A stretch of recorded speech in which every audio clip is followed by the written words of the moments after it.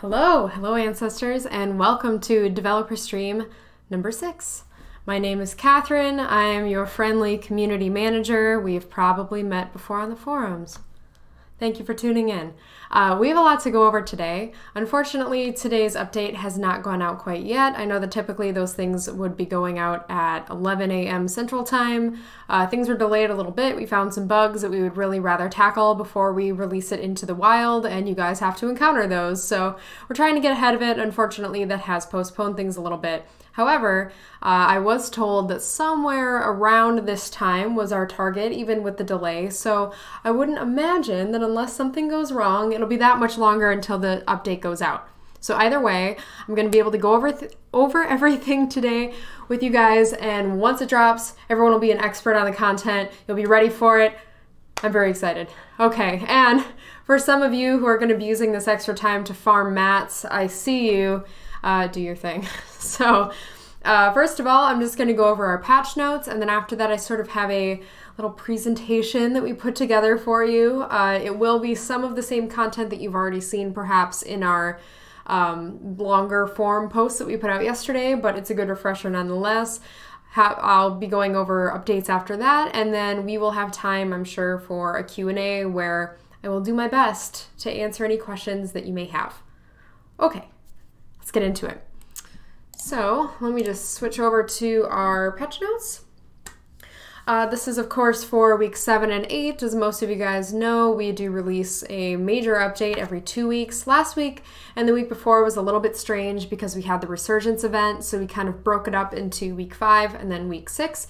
But normally these bigger updates come on bye weeks, so this is a week that we have an update, and then next week we won't, and we'll just do our usual developer stream where I try and preview things for you guys, kind of give you a heads up, and then the following week we'll have another update. So let's see, first off, gameplay-wise, we have changed the way that items are recovered to be offerings. I'm going to be going into that in quite a bit more detail, so I'm going to move past it just for now. Same with a lot of these material drops and dangerous chest bits. Okay, so pressing enter from the login screen, that was a pesky thing before where if you put in your username and password and you pushed enter, that didn't work, you had to click it. Well, now you can press enter, thank goodness. We've also added some little cues so that you notice when you are at low HP, which is great because I know for me sometimes I get too caught up in battle and I don't notice, and then all of a sudden I'm like, oh my gosh, and it's too late and I die. Most of that is because I'm just not very good yet, but that's okay. Now I have a sound that will notify us, okay? We also have a skip button so that you can move past the tutorial cinematic if you've already seen it. Relics can now stack up to 10 in your player inventory, which is pretty nifty. A lot of hard mode keys are no longer account bound, and the bandwidth requirements for playing the game has been pretty significantly reduced. In fact, very significantly reduced. So you should see some performance improvements, which is really, really good. And then we just have some bug fixes in here as well. I know a lot of folks have really been talking about this one where you used to be able to use the scroll wheel on the mouse for key binding, and people were doing it for shooting and using their specials and things like that. Not anymore. Can't do it anymore. And visuals, it looks like we've only really added one big thing this week. The most recent character of yours that died is always going to appear in your lineage. So before, it used to be mostly just the characters that did the best. And now you'll always at least see the one that just died every single time. And then of course, just a slew of different visual bugs and things like that. And then I want to say it was Bread Slice who submitted a lot of spelling and grammar errors to us. I really hope there's a lot of forms of carbohydrates on our forums. We have piece of toast, we have bread slice. There's a lot of bread everywhere. So thank you for posting and sharing that. We've gone through and we've made all of those spelling and grammar updates. So no more of that. Okay. I think it's time for a deeper dive. I'm ready to really get into a lot of these new updates and try and provide a little bit more detail for you guys. So let me just switch over. All right, now I can see here. Oh, good. Hello, friends. Thank you for raiding Kelpaz. Welcome to the stream. Lots of love. Everyone's very excited about the patch being pushed back. All right. The Wolves, I will not be playing the game on this stream, actually, just because, unfortunately, that update has been pushed back, and so I won't be able to show you guys any of the new stuff yet, so that's no good. All right, let's get into these slides. Good stuff. So, week 7 and 8. You guys already knew that. Let's move on. All right, so we have some major points that we wanted to address. We've listened to your feedback, and we are trying to work towards the following goals that we're going to outline. A lot of the updates that we made in this week have all been the result of community feedback that have kind of encouraged us to go one way or another. So I really hope that you guys are happy with these changes and that you feel like you have been reflected in these changes as well. Okay, first of all, we want to create a more fair path to item recovery. Earlier on, you used to be able to use Electrum or vouchers in order to keep your items. Some people kind of said they thought that that was really pay to win and it wasn't fair that if you spent premium currency that you could keep your stuff. We hear you. So after that, we updated things a bit where you could always keep one item for free. And now we have updated it again with our brand new offering system, which I will get into in a minute. And that will provide you guys with another route to be able to keep your items. Second, we want to increase the value of high-level crafting materials. There was an issue where it would go from like tier 0 to tier 5 really quickly, and things got kind of out of balance and out of whack. A lot of players reported that, and so that is something that we also will be addressing in just a minute. We will be increasing more smoothly, it's kind of awkward phrasing on my part, I'm sorry, the rarity of materials that's earned over time. Basically, you're going to see something that looks a little bit more like this, instead of, like I was saying, it being tier 0 and then zoop, going up really quickly. And finally, we want to make dangerous chests feel a lot more rewarding. So players have talked about how right now dangerous chests don't really feel that hard, and if you encounter one, you don't usually get stuff that feels worth it enough. So we wanted to address that. Now, at some point, I am going to have to make my face disappear because I do overlap some of the stuff that's on this slide. So actually, let me get rid of this right away. Okay. And then, yes, I will be Houdiniing myself away, so don't be alarmed. Okay, first, our item recovery update. We have a new thing in game called offerings. So when a character dies, you can exchange offerings in order to recover your gear. We used to have something that was like a voucher. This is kind of like a cooler, newer, better version of those because vouchers were removed. They were a little bit buggy. This is sort of our new solution to all of this. Basically, when you die, you still will always get to keep one thing. One offering equals keeping one item, and you're always going to have that one offering for free. So if you want to keep more than just that one item, that this will really come in handy. So there's two ways that you can obtain offerings. There is still the premium option of buying them from the returner for 35 Electrum. We've talked about this many times before, but of course you can earn Bloodstone in game, that can be exchanged for Electrum. You don't have to pay money in order to have access to premium currency, but I just want to throw that out there. You can still do it. If you don't want to go through any of that, you can totally get around it and you can just craft it. And that is sort of what is over on the right here, these icons. Now, I'm going to make myself disappear. Whoop, okay.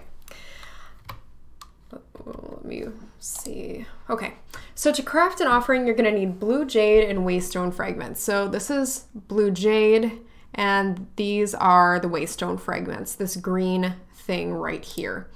So blue jade is dropped by bosses, dangerous chests, and bounty targets. So this is, of course, all stuff that you'll just kind of pick up while you're playing. It's not always dropped by bosses. There's not a 100% chance that a boss will drop blue jade, but that is how you can get it. And Waystone fragments, these guys right here, are potential rewards from rank 2 and 3 challenges and a guaranteed reward from rank 4 challenges. So when you're going through and doing those, when in doubt, if you really need a Waystone fragment and you're able to access it, you can take on one of these rank 4 challenges, but otherwise you still have a chance of getting one from 2 and 3 as well. Okay, pretty straightforward, right? So these two things are crafted together at the craftsman, and this is your offering. They're bound to the character that earns them, the offerings and the Waystone fragments, so these two things, but the blue jade can be placed on the auction house or dropped. So again, the Waystone fragments, which is tied to your personal achievements and your successes on your character, that is something that is going to be bound to your character. But blue jade, which is sort of just a more random drop in the game, can be placed on the auction house or dropped in-game, which of course I understand the auction house is not up right now. Let me bring myself back. Boop, boop, boop, boop, boop. Okay. I understand that it's not up right now. That is something that we will be bringing back as soon as possible. And actually, we just are working on our last tool that we really want to have in there before we open the floodgates again. And this will help with some security things, some tracking things on our part so that we can really, really monitor what's going on and keep the baddies away. All right, let me catch up really quickly, see if there's any questions. The drop rates for blue jade. I don't know that we have released those drop rates. I can see if that's something that I can obtain in post though. Okay, let's see. And no, it won't be this small, I promise. This like 0.001, it's not going to be that difficult, just so we're all clear. Okay, materials restructure. So in order to make high-level crafting materials more valuable, we're adjusting the drop rates for both tier 9 and tier 10 enemies so that they provide more variety of materials. Before it was pretty constrained as to what they would actually drop. And so not only are we, in almost all cases, increasing those drop rates, but we're also adding to the things that they're going to be dropping. So for tier 9, before they used to drop tier 5 materials. Now they're going to drop both tier 1 and tier 3 materials. So there's actually going to be a little bit more variety there. If you're spending a lot of time in tier 9 and 10, which is pretty common for max level players, now you will be able to get all manner and variety of materials, even though you're only exploring a lot of that end game content. So there's one benefit there. I'm gonna make myself disappear one more time. Okay. Then we have changes to drop rates for tier 10 normal enemies. So that's going to be while you're out there. Before, they used to drop tier 5 materials. Now they drop both tier 3 and tier 5 materials. So when you're exploring that endgame content, once again, you're going to be able to obtain tier 1 through 5 materials so that you can craft a wider variety of things. Enemies below tier 9 are going to have that same drop rate and materials that existed before the update. So this is mostly something that you, again, will be experiencing at more of the end game side of things. Okay, now we also have a pretty big revamp to dangerous chests. So that's our little friends here. We've revamped them to have better material drops, and in some cases they also have better quantities. So not only are they going to have better stuff, but there's also a good chance that you'll get more stuff. All right, so for this, I'm just going to go through every tier, starting with tier 2, and you'll be able to kind of see the way that this is broken down. So for tier 2, we've increased the number of materials that they're dropping. We've upgraded the drops from tier 0 to tier 1 and tier 3, so let me upgrade. And we've done the same for tier 4, so you're going to be getting better material drops from each of those dangerous chests. We've also increased the quantity of the materials that you're going to be getting in tier 4. So tier 5, it's a pretty big upgrade there from tier 0 to tier 3, so that's going to be much better. And we've done the same for tier 6, so a lot stronger there as well. We're also increasing the quantity of things that are dropping.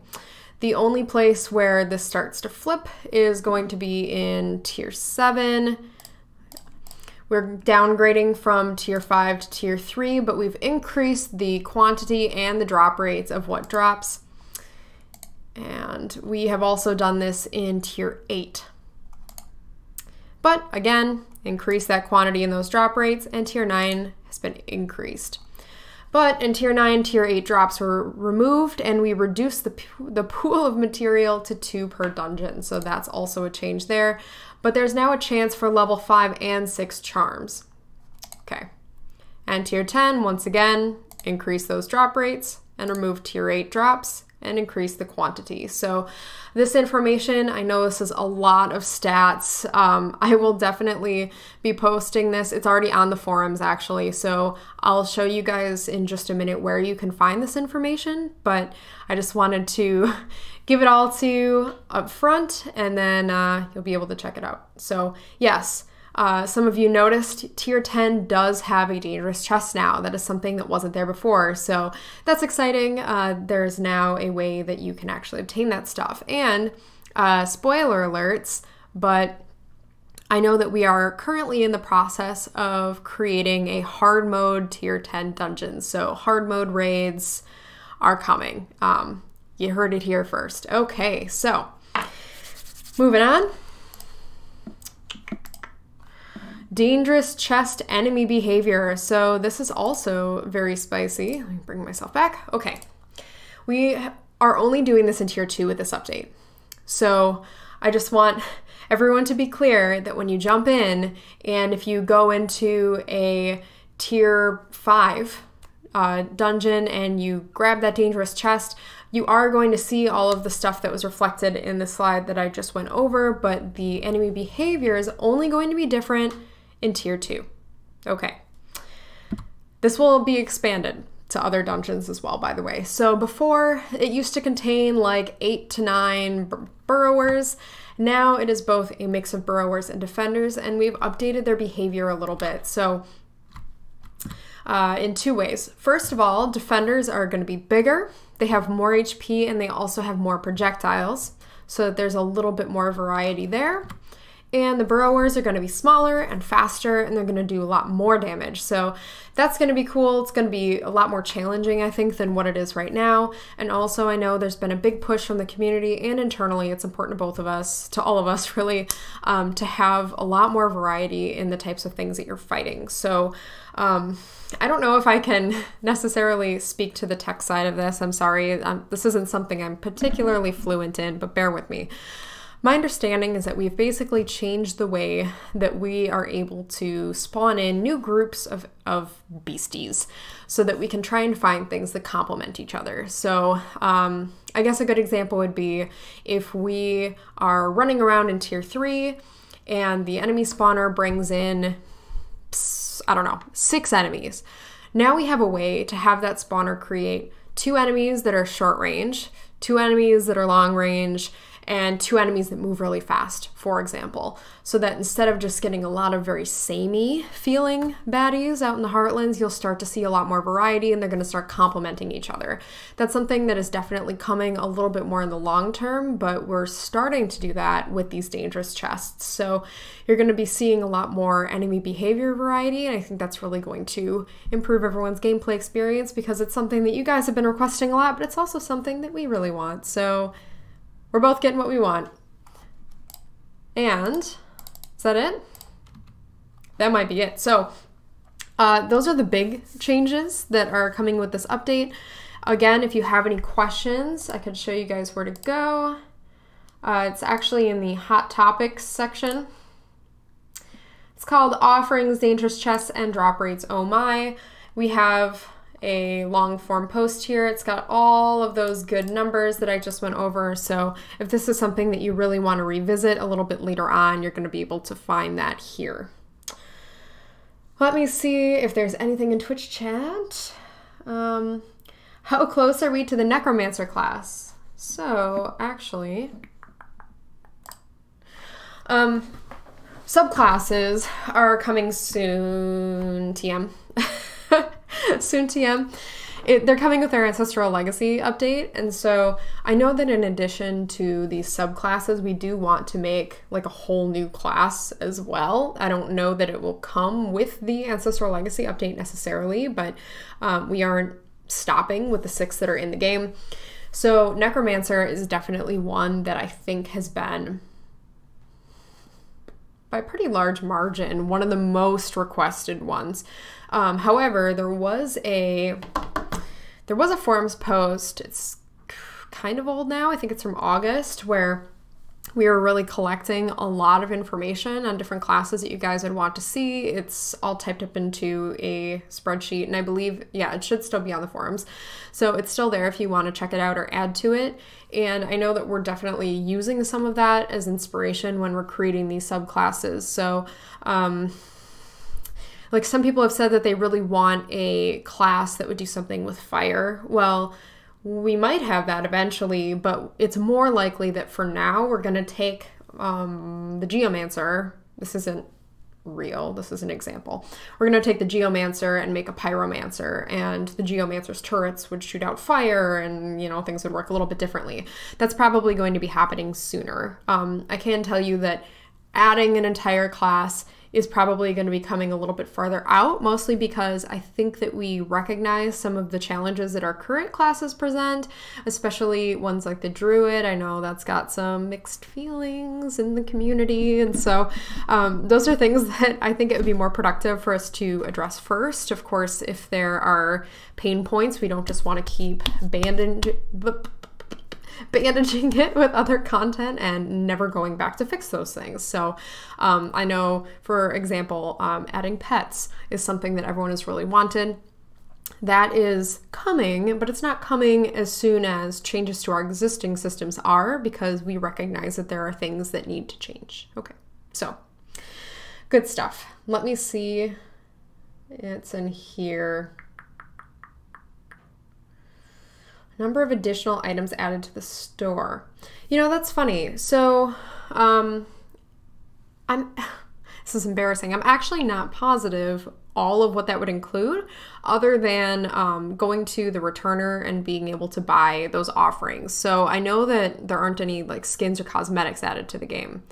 So let me double check on that and I will get back to you. That was sort of a surprise for me as well. So all I can say is that I know it wasn't anything super major. So we also have been making a lot of changes to store UI and things like that. I know just UI in general, fixing bugs. So it's also possible that this kind of might be a reflection of that. So I will double check. Okay, and Slufty says, can we please work on patching more of the bugs? Yeah, that's what we're always doing. But I totally understand if you have lost potions, why you might be starting to get a little frustrated. It's been a little while. So that is definitely a bug that we are obviously aware of, but that we're working on resolving. It's something that we will be getting to hopefully soon.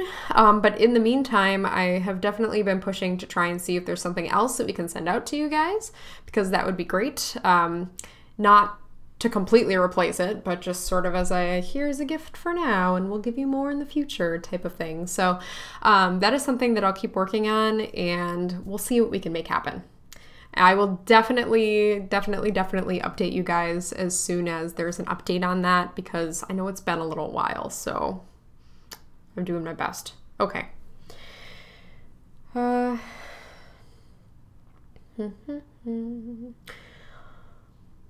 see if there's anything else.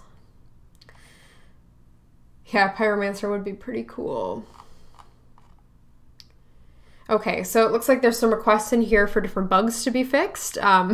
Obviously, we want to fix all bugs. So in case these bugs aren't known, the best place to put them is always going to be on the bugs forum. I tend to try and pass along any bugs that I hear about when I see them, but the best place to put it is on our bug reporting forums, just because that's a place where our QA and a lot of other members of the development team regularly are checking for bugs. I handle a lot of like the suggestions, feedback, things like that, but they're the ones who are really going to be ticketing up a lot of those bugs. So that's the best place to put it, because then most people will see it. All right. Any word on volunteer moderators for Steam forums? Ooh, you know, yes, no, you know. So there's two parts to this. First, I really, really want some help, and I would love to get a moderator to help me out on the Steam forums, mostly because it's just me, right? So we have our official forums, we have our Discord, and then we have Steam announcements. I definitely try and keep my eye on those things as well. I also try and pop into the subreddit when I can, but sometimes the Steam forums can get a little bit unwieldy, and it's sometimes hard for me to have time to check in and read a lot of that stuff as it's outside of our official supported forum. So I'm going to really double check on that because I would love help, and that's something that we can talk about. If you want to message me on Discord or something like that, if you're interested, I will add you to my list of potential candidates if that's something that we can make happen. Okay, Bread Slice. I'm calling on you because your hand is raised. I don't know if I've really heard a lot of talk about damage over time effects specifically, other than a moment-to-moment gameplay discussion that we had.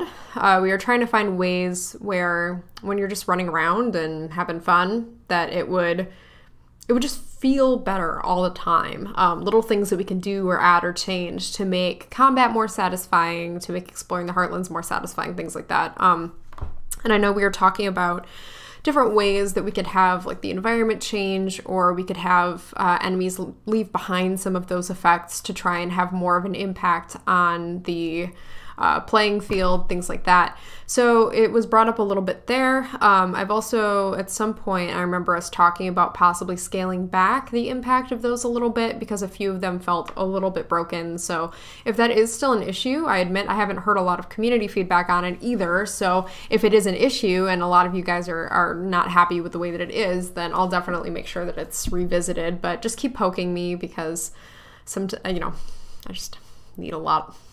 I need a lot of feedback for it to feel like, whoa, okay, this is something we need to make priority number one.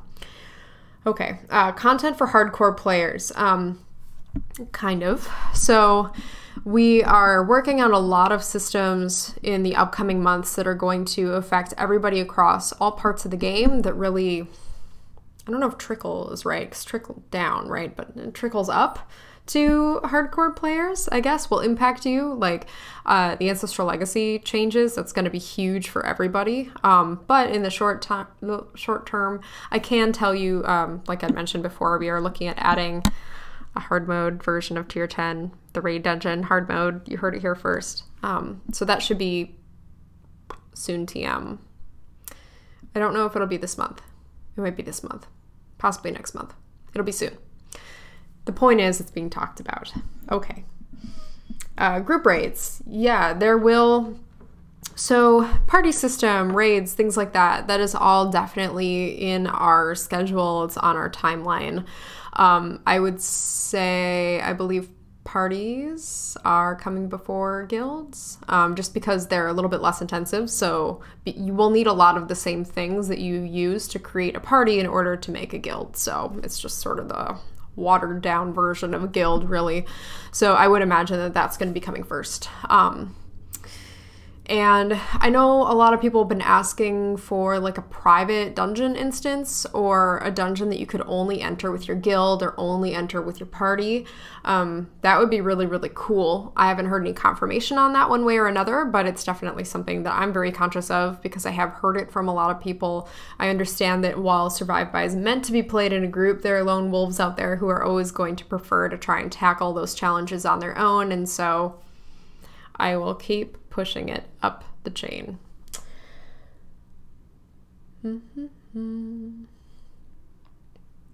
Adding different mobs / new mobs. Okay.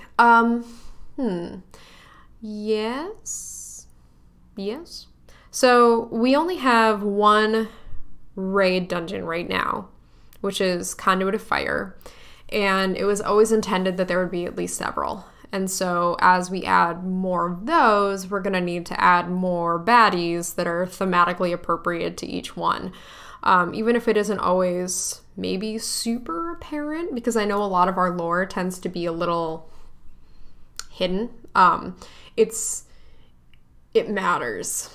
What's in the dungeon actually does kind of impact like that foundational game lore, especially the earlier tier ones that definitely plays into it. Of course, if you've beaten some of the bosses before, you'll notice that their dialogue plays into a lot of that. So we will need more characters to come in and to support that. So I don't know when that's going to be happening, but I know it's at least a plan. And we do make more mobs for things like different events. We had all the spiders that we added for Deep Night, for example. We added like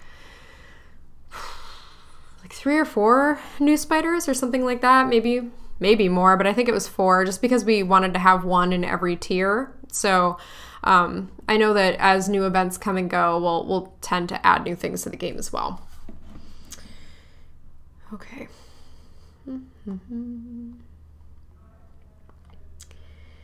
I'm sorry if I do miss any questions. I'm like trying to skim as quickly as possible while also not taking 100 years to read Twitch chat.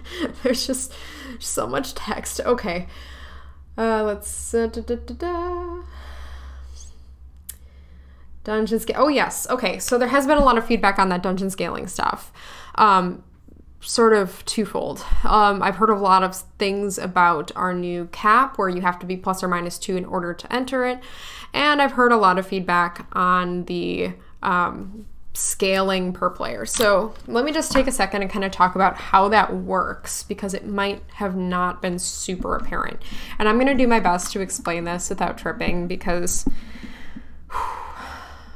your girl is not great at math. So we're in it together. Okay, so basically it is not a one-to-one thing. The train is speaking. It's not a one-to-one thing. So if myself and my friend, hopefully you guys can hear it, it's so loud, the train is so loud. It's not a one-to-one thing. So if there are 2 players who go into a dungeon, the dungeon is not suddenly 200% more difficult. The way it works is that it is 80% more difficult for each player. So for the first player, it is at 100% difficulty, because if you go into a dungeon, it's going to be as hard as it was before. But then your friend comes in. So now it's 180% more difficult. It's not 200% more difficult, so it's still 20% easier than it was before. Now you and, I'll make this hard on myself. Now you and 5 people go into a dungeon. Pretend that first person doesn't exist. 4 times 80, 360, right? No, 320? Oh my God. I shouldn't have done this on stream. 320, right? Yeah, okay. 320 plus 100 is 420. And 420% is easier than 500%. So it's 80% easier than it would have been if all 5 of you had gone in together. Whew, don't make me do that again, okay? Don't make me do that again. But that's how that works. Oh my gosh.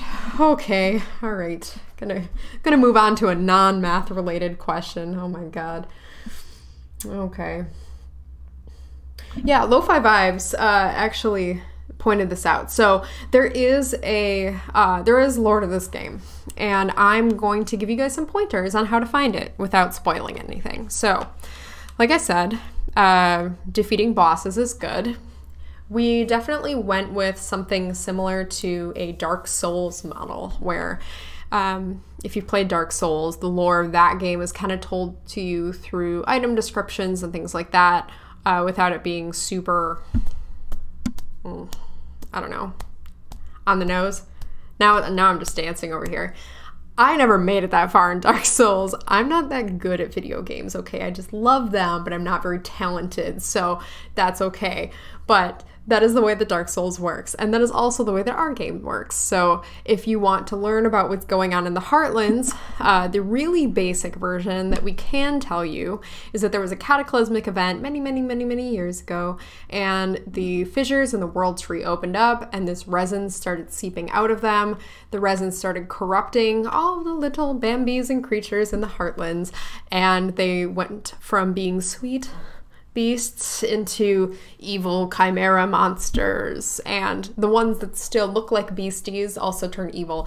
This is particularly funny to me in tier 2, where we were looking to add more creatures, and I was tasked with going through each tier trying to find what types of beasties we didn't have in that tier, because we were doing it mostly for drop rate purposes. And I was like, okay, in tier 2, we want another flying non-mammal. I'm obsessed with moths, so I love moths. I'm like very into entomology. I collect dead bugs. It's a little weird, but that's why there's like a very sweet, affectionate looking Luna moth in tier 2.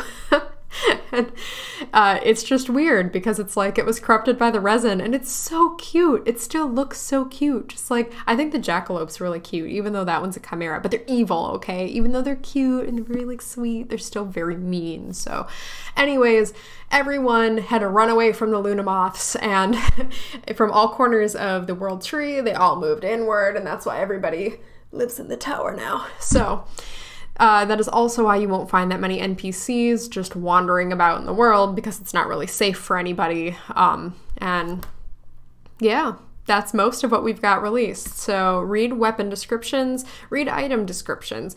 After you discover a new area, or you're just kind of hanging out and you find something new, go talk to the cartographer at the tower and he'll tell you more about the history as well. Each one of the classes comes from a different part of the world tree as well. There's a lot of little like symbolism things that are scattered everywhere. Literally symbols, colors, themes, things like that, that you'll see echoed in other places, and that kind of all alludes to that as well. One fun example that I can give away that sort of does this is each one of the different buildings in each part of the world has a different architectural style. So I don't know, let's think about how this works in the real world. I live in the United States in Madison, Wisconsin, but I can go buy a Persian rug, and if you come into my house, I have a Persian rug, and I didn't go to Persia, but it was brought here. That kind of happened in the world tree as well, where people were trading and selling and things moved out of the places they belong. So sometimes in the tower, you'll see things that look kind of like some of the stuff that you might have found out in the desert in tier 3. Stuff like that. I'm not going to say any more, but that's all I've got. Okay. Oh, so many trains. Okay, thank you for the math help. I always appreciate that. Yeah, Lo-Fi Vibes is all about the lore of this game. I really appreciate that. Oh my gosh. Will there be cars? Oh my gosh, no. Never. Why does the NPC text box disappear so fast? I wish it didn't. So it used to actually move even faster. I know we've kind of slowed things down. I want to see if we can possibly make it so that you have to like click or press arrow keys or something to advance it. But just in general, if it helps, we had some people saying the same thing about boss fights, and especially like you're in tier 4 and you're fighting our boy, the Boreal Shaman, and he's telling you some pretty important dialogue if you're lo-fi and you care about the lore. And you don't want to miss that if you're in the middle of fighting. So now it also appears in your game logs. So if you can't keep up while you're in the middle of trying to fight, you can still do it there. Let's see. Rivers are dangerous. Will we get waystone fragments on current characters which have completed rank 2 through 4 challenges, or will we have to do those again? Unfortunately, you'll have to do those again because it's after the update. So once the update goes live, everything from there forward is going to count. All right. Also, someone in here is talking about fixing Hydra. I do have some good news about our friend the Locust. And by friend, I mean our problematic son, the Locust, who just likes to go invincible and just stay invincible. That is something that after you guys poked me again last week and let me know it's still a problem, because we thought it was fixed. We put in a fix. We thought we were good. Turns out we weren't. Our bad. We do have someone who actually literally today was working on it. So we'll fix our boy. The Locust will be fixed. All right. We've got 20 minutes. Again, more questions would be great if you guys have any. How are you feeling about the Resurgence event? How about that? That's new. That's exciting. Let me pull that up for friends who might not be aware that this is going on.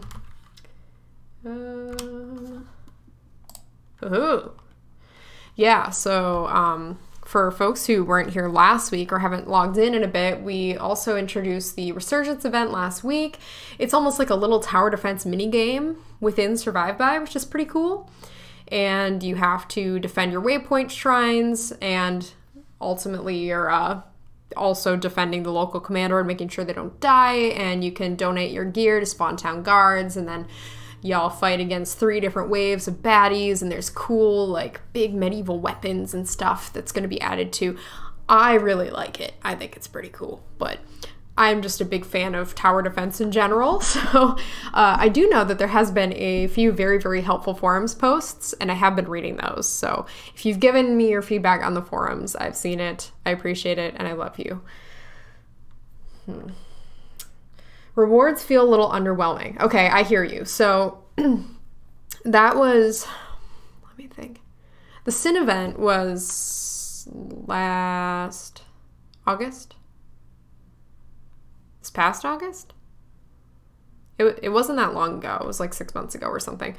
And that event, what we learned from that one is that the rewards weren't really up to snuff. Basically, it took a lot of work to get the keystone, to access the Sin boss, and people didn't feel the payoff was good enough. So when we had Deep Night, we kind of scaled it back and we tried something new. We were learning from Sin, and that's how we determined the rewards from that event.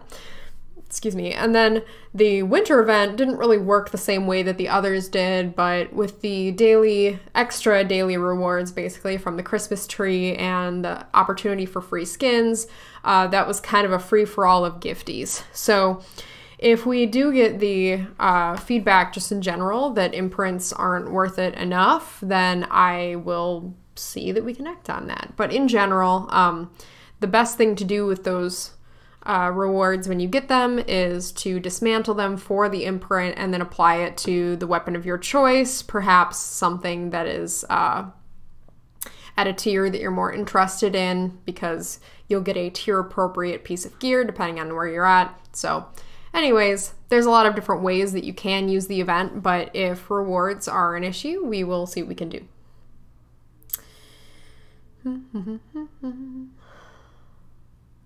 Any updates for new players on changes to silver and coming to the economy?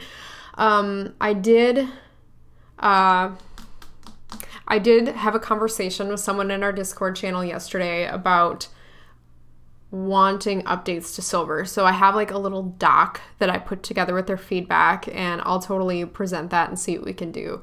In general, I haven't really heard much about silver changes. My understanding is that we need more dropped in higher tiers. That's one of the bigger pieces of feedback that I've heard, but if there's more to it than that, definitely let me know.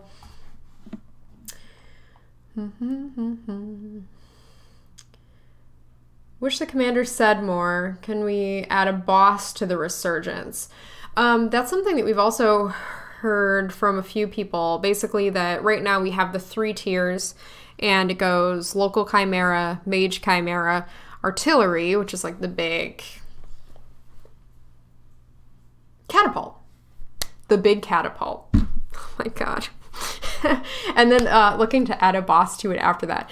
That is something that I actually think would be really cool. I haven't heard any movement on it yet though, but I could totally see. It would be fun. It would be like a when you're going through and you take down like the stone golem in the Heartlands to try and get those keys to go into dungeons, we could kind of try and see if we could get something in there like that, or it'd be like a big baddie. Just kind of scale them up, and yeah, that would be neat. I'll see. I'll totally see. It would be a really neat stretch goal for the event if eventually we could have something that would relate to each tier, but I don't want to give any developers watching this a heart attack, so I don't know if that's something that will happen. But Resurgence is a permanent event. So The reason why we called it an event, because I know normally events are temporary, is because the thing happening itself is an event in game. It's like a real-time event, overworld event, and it's not going anywhere. So it's something that we can continue to make improvements to, and you won't have to wait until it comes back next year to be able to see it. Because in general, a lot of the stuff that we do is sort of like a fun annual thing. Like Deep Night, you'll see come back in some iteration, very likely next year. Sin, we haven't confirmed it, but we've totally dropped a lot of hints one way or another as to whether that's coming back. Yes. And then, although it might look different. And then Christmas event, obviously that's going to be coming back too, or as we called it, it was the Creations of Asara. So, all right. Achievements are challenges that are specific to Resurgence. That would definitely be really cool. I don't think that there's anything in there like that right now. It would be really cool if it tracked the number of events that you won or lost, and then you could get an achievement for beating it. I think that would be cool. Yeah. I'll talk to someone. I'll write it down or something, but I like that. That's neat. Is the crafting chance on an imprint only 20%? I don't remember if it was 20 or something similar. I don't have some of these percentages memorized, so I can check on that. But just the general feeling is if it doesn't feel like the chance is high enough, that's something that we can definitely look at. I think that the purpose of Resurgence was to always give you that guaranteed imprint. Like you can dismantle and you can get an imprint from your weapon. So that's a big part of why we added it to the game, not just as a fun new game mode, but also to try and give you a little bit more agency over that kind of thing. So I hope that helps, but we can definitely take a look at that. Any word on expanding the level lock for dungeon parties? So yes and no. That's kind of a tricky beast. Last week, maybe it was the week before, but I think it might have been last week, someone on the stream had suggested, what if we bypass the +or-2 level requirement if someone's on your friends list? Because then you don't have to worry about people going into your dungeon and steamrolling it and stealing the boss from you, which is the reason why we put in that lock in the first place. And you can still play with your friends without them needing to be the exact same level as you, which I think is good. But there are some challenges that come with that. And so we need to do some balancing and some thinking about what that might look like. And then that also, that adds a lot of questions that I think there's pretty clear answers to some of them, but it's still stuff that we need to figure out. For example, if you are able to bypass it by having that person on your friends list, for example. Whose friends list? Is it the friends list of the person who unlocks the dungeon? If you are friends with multiple people, does it almost create its own party? Like there's different things that we'd have to try and figure out, but we're working on that. So I'll hopefully have some updates for you on that soon. Can I get an unban from the Discord channel? You'll have to take that up with the mods. It depends on how naughty you were. Invasions need to be shortened. No one donates, so waiting 15 minutes is a bit much. Okay, I feel that. It could feel a little bit long. One reason that I know we have it at that 15-minute window is because they don't happen super, super often. I think on average it's like every 2 hours or so per server. Because it doesn't happen super, super often, we wanted to kind of have it where it's like if you log in at 4:10 and the invasion started at 4 o'clock, you still have a chance to participate, to try and get some more people in there last minute and to try and give more people the opportunity to join before it goes away. But if it does feel slow, that's something that could be adjusted potentially. PS4 version. So we've only announced PC. Excuse me. That doesn't mean that other platforms are out of the question. in the future. So I don't know, Magic 8 Ball it, see what it says. We don't have any confirmed plans that have been announced on anything like that yet. I think we're trying to fix up some of the bugs in the PC version and improves on some of the core systems in the PC version before we think about launching on other places. Okay, so I have an update from our creative director, Ryan Jackson. It looks like the build will not be going out tonight. So today's update will not be going out, unfortunately. I am sorry. I will keep everyone updated as soon as possible. I can assure you that if things do get pushed off like this, I promise we're not just sitting here playing Jenga or something. It's because there's a bug in the build that would make the whole experience substantially worse for most players, cause issues, make you lose things. It could be a variety of different problems. And so we want to get that fixed because I don't know about you, but I'd rather wait a little bit longer and have a good experience than get it right away and have a bad one. So in a perfect world, you get both, but I will keep everyone posted. And I really appreciate your patience on that. All right.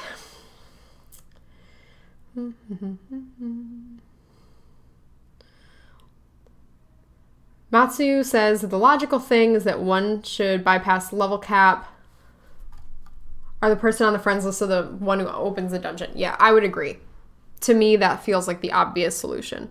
But if we're going to be implementing something like that, then we also need to kind of look at, you know, we could put that in right now, or we could hold off a little bit and try and tackle some of the issues that we're having in general with people dungeon camping. That's something that I know a decent number of players have reported where they buy a key, they spend their bloodstone or their time getting one, and then after they have a key, there's someone who's just kind of sitting outside the dungeon and waiting for them to unlock it, and then they kind of swoop in and take it, and that's not any good. We want to try and have a lot more incentive for people who are using their keys.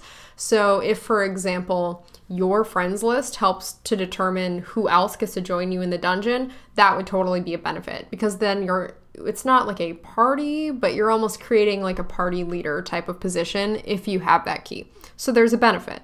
But we're also seeing if there's other things that we can do, like slightly improve drop rates if you're the person who unlocked the dungeon, or maybe you get a little something extra. We haven't determined yet what that's going to mean, but it's something where I think the idea is that we want to try and look at the system a little bit more closely before we would jump and make a change, because if we sort of guess wrong and we make things unbalanced, then we have to scale it back. That's not going to feel good. Kelfaz is very excited that this is being pushed and is going to go farm the heck out of tier 9. You know what? Live your best life, Kelfaz. You do you. I'm here for it. All right. Yeah, I agree. Lelem. That we shouldn't probably be putting the game on other platforms until we're fixed on this one. Plus, unfortunately, I mean, I'm sure a lot of folks are aware of this, but porting to other systems isn't just pushing a button. It does tend to get pretty complicated, and especially if you're building for console, you pretty much usually need to rebuild it from the bottom up. So that depends, of course. It's not always the case, but in our case, that might be it, especially because we have all this networking kind of stuff that goes on, and it's a server-based game. So we'll see.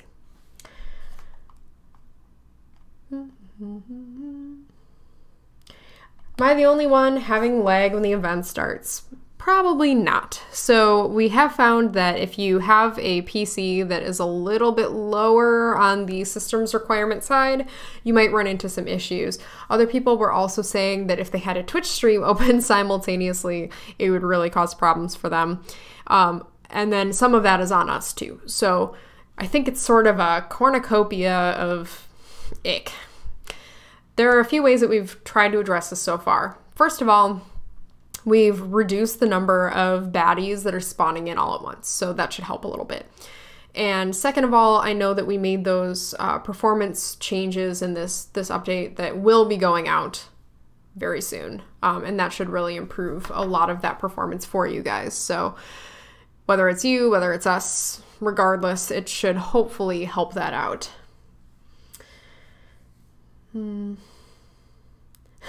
Sharian is sad that there won't be a version for the Nintendo Wii. I'm just sad that it's not on the Switch. I want it on the Switch. Let's see.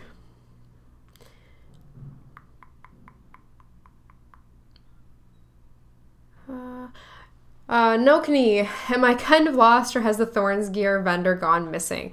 I believe that yes, they have been disabled for now, while we have been kind of working through a lot of these other issues with taking down the auction house and mail and things like that. That is something that we hope to have back up very soon. I know that it is a top priority for us to get that back out there, because that is the in-game economy, and it's obviously really important to everyone. So we're working on one more tool that we really want to have locked and loaded before the game reopens all of the economy stuff and becomes vulnerable again, because we don't want it to be so easy for a cheater or a hacker or something similar to be able to hop in and ruin the experience for everybody, because it's no fun. Has the health desync bug been looked at? I don't know that I was aware of one, so maybe not. That would be a good one to put on the bugs forum. And if you did already, it's possible that I just haven't seen it yet today, but that someone on our QA team has. They spend a lot of time on that forum.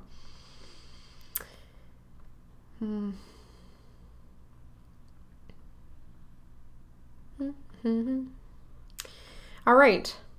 I think I've answered most of these. Oh, can we get an option to turn off friendly projectiles for invasions? So that would definitely help with some of the performance issues, but I don't think that that's something that we have the capability to do right now. Or if we were going to implement something like it, I think it would be a pretty intensive change, just because right now we have it so that everybody can see that stuff. It's not really wired so that each individual person can kind of opt in or opt out, like the weather. So I don't know if that's something we'd be able to do easily. I'm not a programmer. I'll pass it on. Okay. So I think that's basically all I've got for today. Once again, I am really, really sorry that update is going to be pushed to tomorrow, and I will keep everyone updated on that. If you haven't joined our Discord yet, it is discord.gg/surviveby. We also have a Facebook, a Twitter, and we have, of course, our official forums, and we have Steam forums. We're everywhere. We're everywhere. Just join us on any of them, and we will update you. So thank you all for tuning in. I really appreciate it. If you do join the Discord, it's a really good way to party up with people and have a little bit more immediate access to us. And I hope to see you all next week, when we will for sure have this update out. And I will also be previewing content that is going to be coming out in the next update. I hope you all have a really good night, and go farm that stuff while you still can. Bye-bye.